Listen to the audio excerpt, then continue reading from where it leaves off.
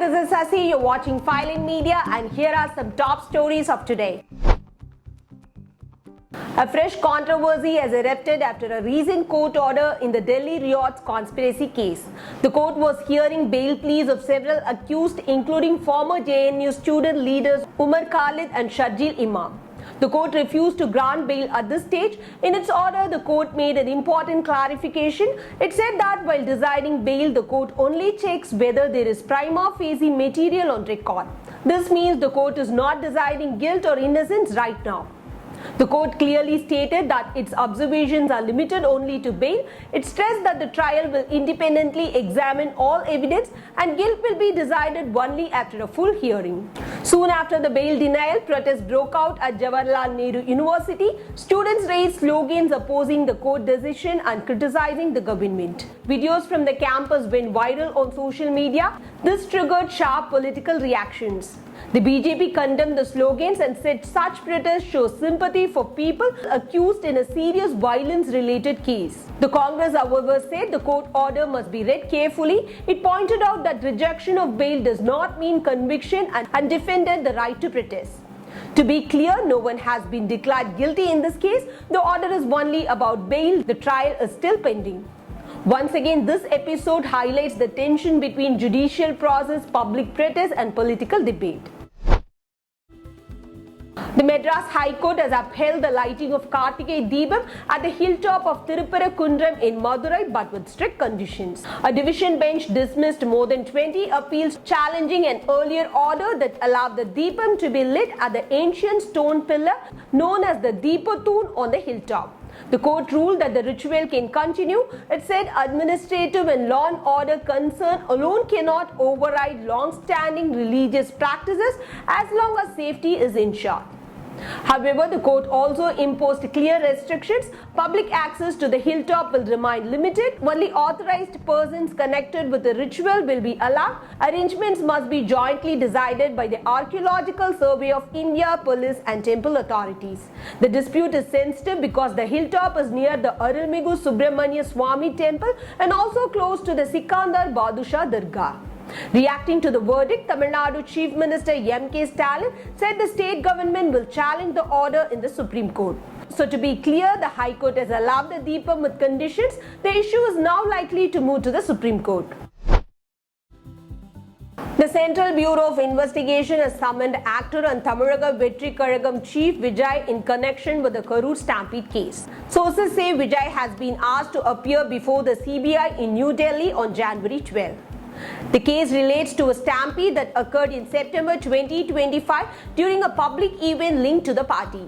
Several people lost their lives in the tragedy. Following the incident, the Supreme Court ordered a CBI probe citing the seriousness of the case and the need for an independent investigation. The CBI is examining crowd management, permissions, safety arrangements and possible lapses during the event. Earlier, senior party leaders were already questioned. Sources say the party has been cooperating and has submitted documents and videos. At this stage, it is important to note the summons is part of the investigation. It does not mean any finding of guilt. Further developments are expected after Vijay's appearance. The controversy involving Bangladeshi cricketer Mustafizur Rahman and Kolkata Knight Riders have taken a political turn.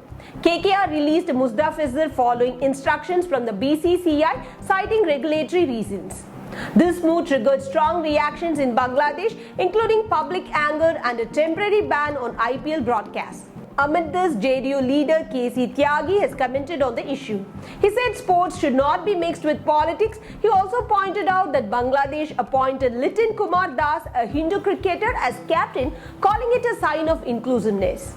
Tyagi said religion should not be used to politicize cricket, especially during strained relations. To be clear, there is no allegations of wrongdoing against Mustafizur. The issue was administrative and political, not related to on-field conduct. The Election Commission of India has released the draft electoral roll for Uttar Pradesh after a special intensive revision.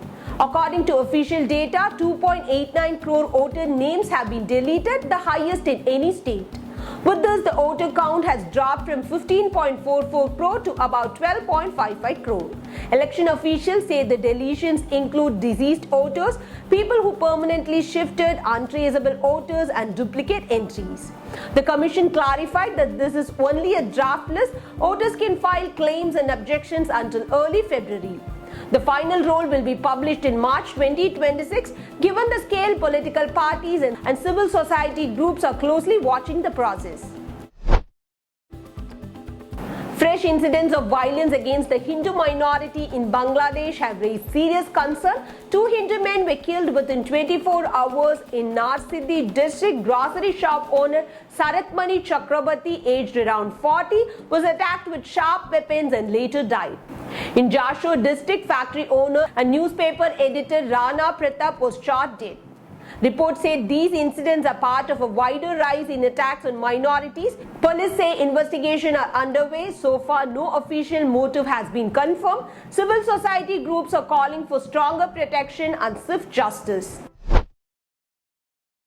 US President Donald Trump has said Prime Minister Narendra Modi knew about his displeasure over India buying Russian oil. Speaking to reporters, Trump said Modi knew I wasn't happy.